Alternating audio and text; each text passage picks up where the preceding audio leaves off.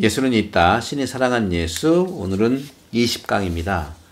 지난 시간까지 광야에 대한 거요. 유혹의 장소이면서 또 구원의 장소, 광야. 그리고 어이없는 세례자 요한의 죽음에 대한 말씀을 드렸고, 오늘은 예수님의 세례에 대해서 함께 나눠보겠습니다. 예수님에게 세례는요, 예수님 전 생애를 압축해 놓은 사건이에요. 예수님은 세례받을 이유가 없는 분이거든요. 죄인도 아니기 때문에. 이처럼 세례자 요한의 세례가 죄의 회개를 위한 것이었기 때문에, 그런 것이라면 예수님의 세례는 십자가, 즉 십자가상의 죽음과 부활을 예고하기 위한 것입니다. 곧 동방교회 전례와 성화, 이콘이 이를 잘 보여주고 있어요.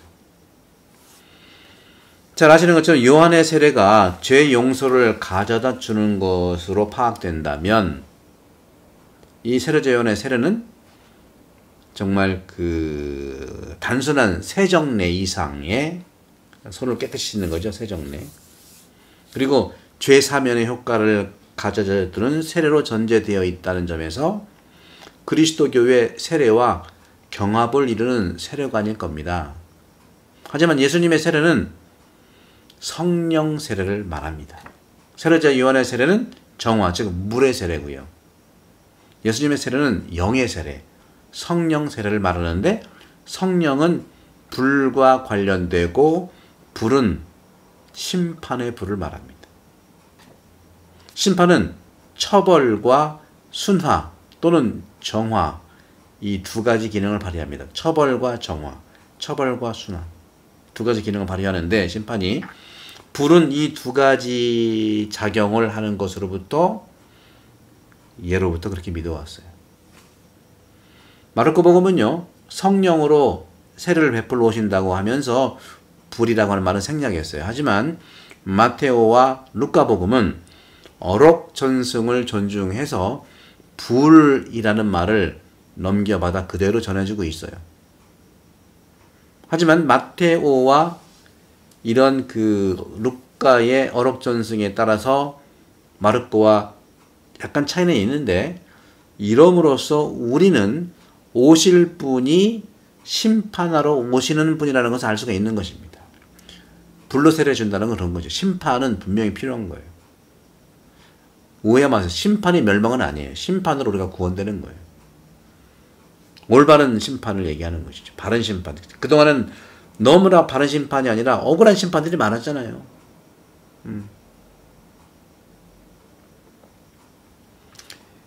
그렇기 때문에 오실 분은, 예수님은 심판으로 오시는 분이라 알 수 있고, 예로부터 이스라엘에서 기다리던 심판관으로는 물론 하느님이 계시고, 그 밖에 사람의 아들 또는 경우에 따라서는 원수들에게 보복 심판을 내린다는 뜻에서 메시아가 있었어요. 메시아. 너무 억울하니까. 여러분 시편을 보세요. 전부 다 억울하니까 탄원하는 거거든요. 탄원 시편. 그래서 여기서 요한은요, 심판하러 오시는 분으로 과연 누구를 생각했었을까? 확실하게 단정할 수는 없지만 사람의 아들, 즉 예수 그리스도의 가능성이 크다고 할 것입니다.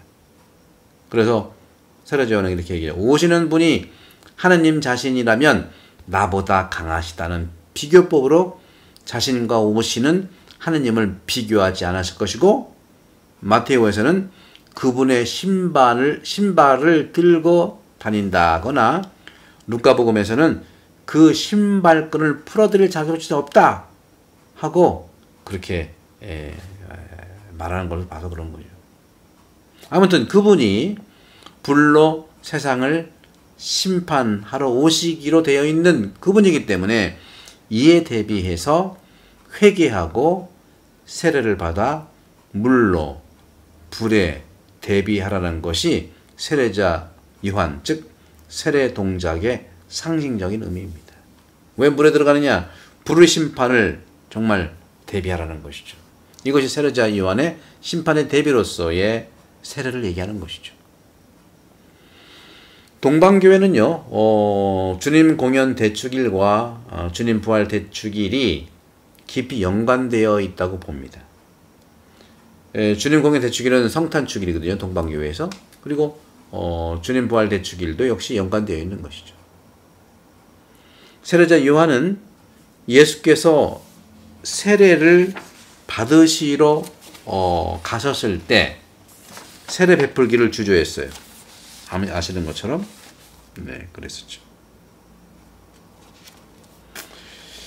그런데 예수님은 마태복음 3장 15절에 보면 어떻게 말을 하냐면 지금은 이대로 하십시오. 우리는 이렇게 해서 마땅히 모든 의로움을 이루어야 합니다 하고 말씀하시는데 바로 이것은 겟세마니에서 아버지 하느님께 마태복음 26장 39절에요. 아버지 하느님께 이렇게 기도하는 거죠. 제가 원하는 대로 하지 마시고 아버지께서 원하는 대로 하십시오 하는 것이죠. 이렇게 기도를 앞당겨 하시는 걸 볼 수 있어요. 이렇게 예수님의 세례 장면을 그린 동방교회의 이콘, 성화죠. 성화는 물을 물무덤처럼 그리고 있는 거예요. 물을 물무덤처럼 그리고 있는 거예요. 예수님의 세례가 바로 당신의 전 생애를 요약하고 있다고 이해할 수 있는 거죠. 세례 받는데 예수님이 세례자는 세례를 받는데 물이 바로 물 무덤인 거예요. 세례를 받는 것처럼 이분도 무덤에 돌아가실 뿐이다. 우리를 위해서. 요한복음 1장 29절에 나와 있죠. 요한은 예수께서 자기 쪽으로 오시는 것을 보고 하느님의 어린 양이시다 하고 말한 거예요. 어린 양은 제사 지낼 때 바치는 제물이에요. 하느님의 어린 양이에요. 요한은 알아본 거죠. 우리를 위해서 희생되실 어린 양이시다 하는 거예요. 그래서 어린 양은 파스카 축제 때 쓰일 속죄양을 가리키고 그래서 하느님의 어린 양이라는 말은 예수님의 세례가 갖고 있는 십자가의 의미를 잘 드러낸다는 것이죠.